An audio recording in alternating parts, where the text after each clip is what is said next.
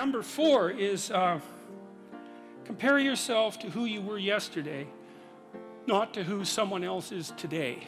And the reason I wrote that was because I had this client, I'm a clinical psychologist, and I've spent 20 hours a week for 25 years listening to people tell me about their lives, you know, and those people were people who were just barely hanging on to the bottom of the world, up to people who were so successful you can hardly believe it, like the entire gamut of people.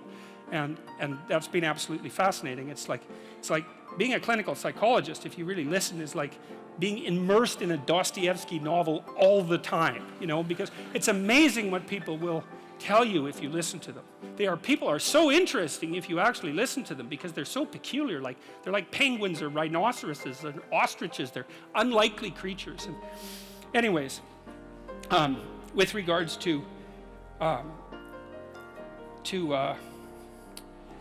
comparing yourself to who you were yesterday and not to who someone else is today, this old client of mine, he was about 85 when he came to see me, and he was a financier and a kind of a mathematical genius. He made these little pendants out of a mathematical symbol for the most beautiful mathematical equation that was ever written. He made them out of gold, and he would hand those out.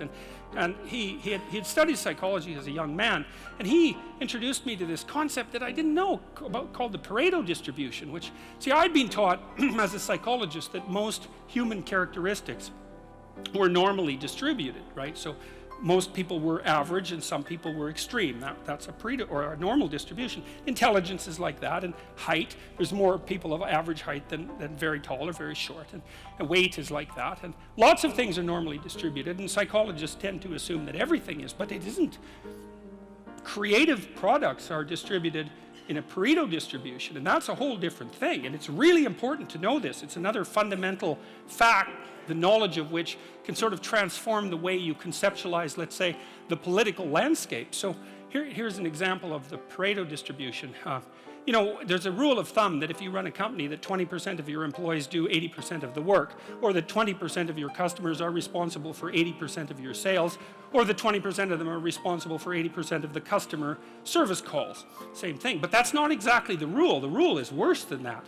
The rule is, in a given domain, the square root of the number of people operating in that domain do half the productive work. So you think, well, you have 10 employees, 3 of them do half the work. It's like, yeah, okay. What if you have 100 employees? Then 10 of them do half the work. What if you have 1,000 employees? Well, then it's 30. And if it's 10,000 employees, then it's 100.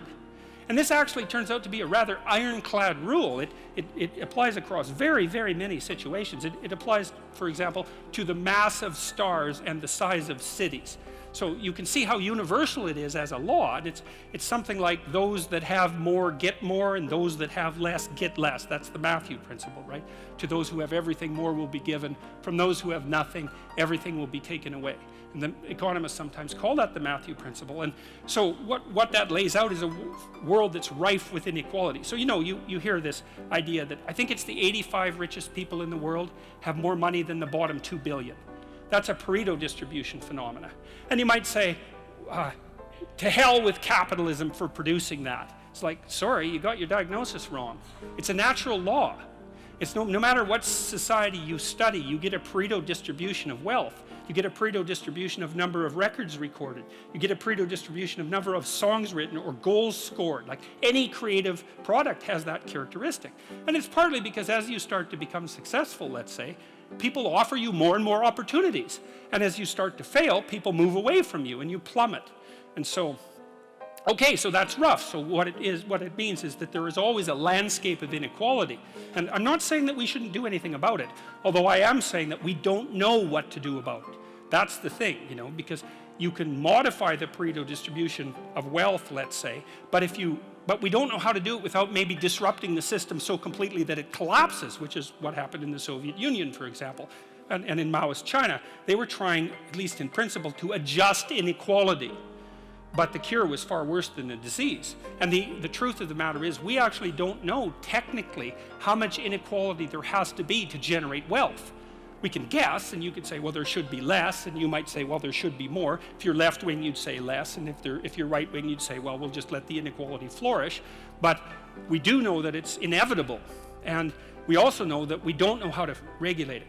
So there is inequality. What that means is there's always going to be people around that are better at something than you are.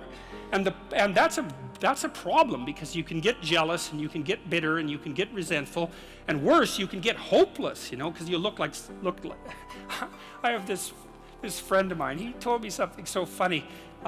He was decrying his lack of success in the world, and he compared himself to his roommate.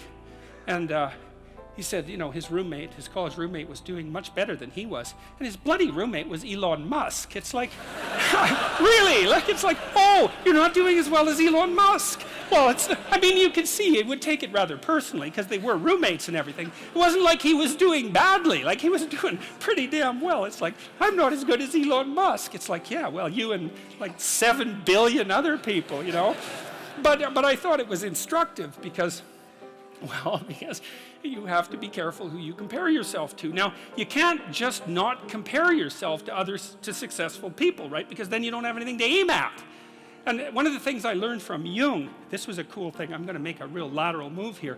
Jung thought the book of Revelation was appended to the Bible because the Christ in the Gospels was too merciful. He was too nice a guy.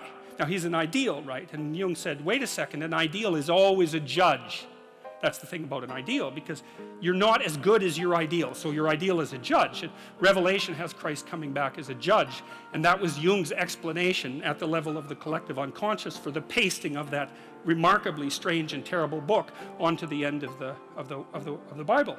So, anyways, my point is an ideal you need an ideal because you have nothing to aim at, but an ideal is a judge, and you always fall short of the ideal. So how the hell can you have the benefits of having an ideal without having the crushing blow that goes along with having the judge that always regards you as insufficient? So I was trying to work that out in the chapter, and this is something I've had to work out a lot as a clinical psychologist. It's like, well, let's say you need a goal, but we don't want to let your distance from the goal crush you. So you got to set up a goal, and then you got to break the goal down into parts so that you can move towards it, and you have a fairly high likelihood of doing it. So that's a bit of practical, I wouldn't say advice, it's because it's better than advice. It's some practical knowledge about how to go about achieving an aim. Set a high aim, but differentiate it down so you know what the next step is, and then make the next step difficult enough so you have to push yourself past where you are, but also provide yourself with a reasonable probability of success.